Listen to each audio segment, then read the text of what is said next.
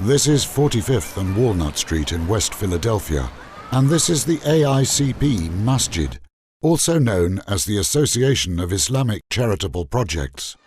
The masjid also has a school located inside called TIES, which stands for the Islamic Education School. A high-standing imam in the A.I.C.P. Muslim community was arrested and charged on multiple sex-related counts regarding inappropriate contact of a minor. The initial incident took place in 2012 when Terrence L, aka Imam Raid, was a teacher of one of his students at TIES. The student recently took her Shahada and became a new Muslim and member of the A.I.C.P. Masjid just over a year previously.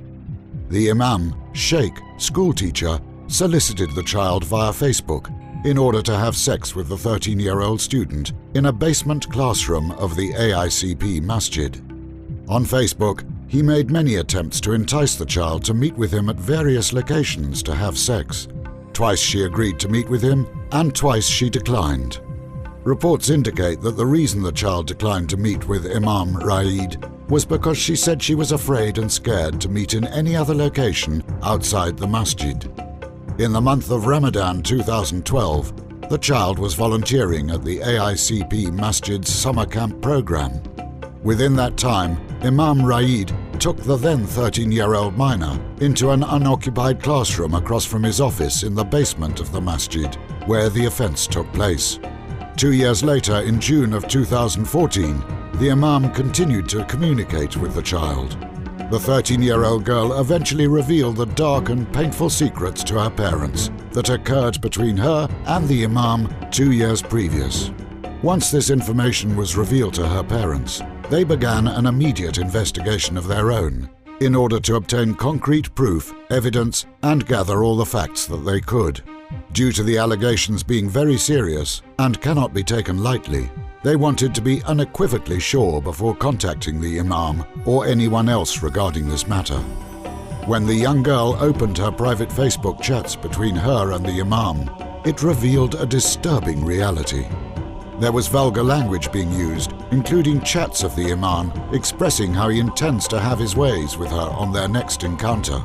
At times within the Facebook private chats, the Imam would instruct the child to delete messages so that no one could view them at that time or at a later date. He would say to her, "I don't want you to get in trouble." After carefully dissecting the Facebook chats, the parents discovered just how graphic in nature the conversations were.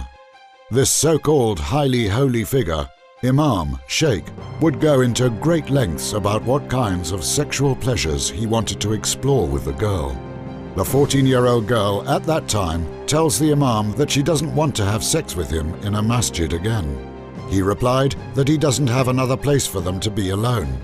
The Imam stated that he would be willing to meet with the young girl to have sex at her home while her parents were at work.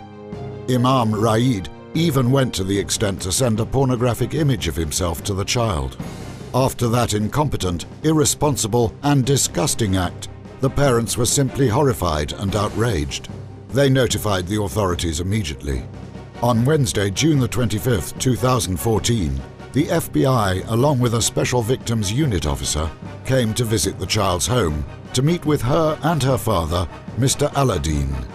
They came to interview both father and daughter, and to also take control of all of the 14-year-old girl's email and social media accounts for evidence.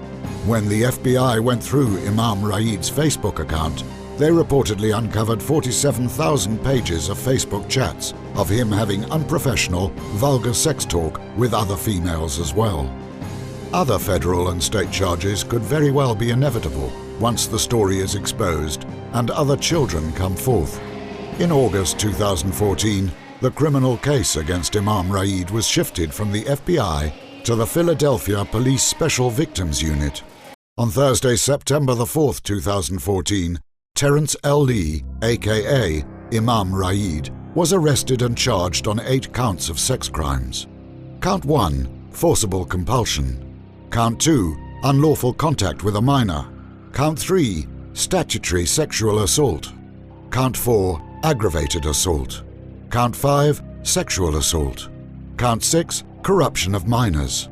Count 7, criminal use of communication facility. Count 8, indecent assault.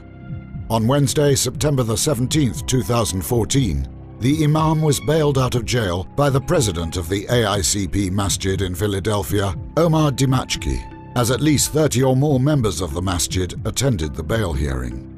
On Friday, May the 15th, 2015, the Imam pleaded guilty on some of the charges.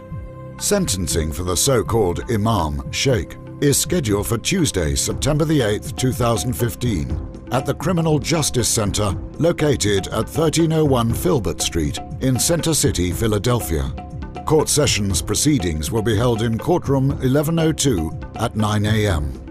Naturally, this kind of case would be a major concern for any parent with a child attending a place of worship where they think their child would be safe. But Mr. Dimachki failed to provide proper protection for the children at the masjid. He also neglected to notify parents of any children attending the school and members of the masjid. One could only wonder what kind of religion would tolerate a high-ranking religious figure having sex in a place of worship, or having sex in a place of worship with one of the members' children, or an imam sending pornographic pictures of his privates through the internet. I know for a fact that Islam is a religion of peace, love and discipline, and the Quran does not teach such ill behavior. So therefore, it's not the religion that's at fault here, it's the narrow-minded hypocrites that follow parts of the Quran and sweep under the rug what they choose. In our next report and upcoming documentary, we'll reveal to you how this man, the president of A.I.C.P. in Philadelphia, Omar Dimachki, tried desperately to keep all the facts covered up, including vital information regarding this case. So far, 8 members of A.I.C.P. came forth and reported disturbing allegations about Omar's cover-up attempt. They tell us that Omar Dimachki was informing members of the masjid not to go to any court cases in the matter of Imam Raid charges, so ultimately it would keep them in the dark. Also see what happened when the family of the child went to another Muslim community for help. We'll also bring you investigative reports, interviews, greater details, and the scandal. So be sure to catch the next documentary production. Journalist B, OPIT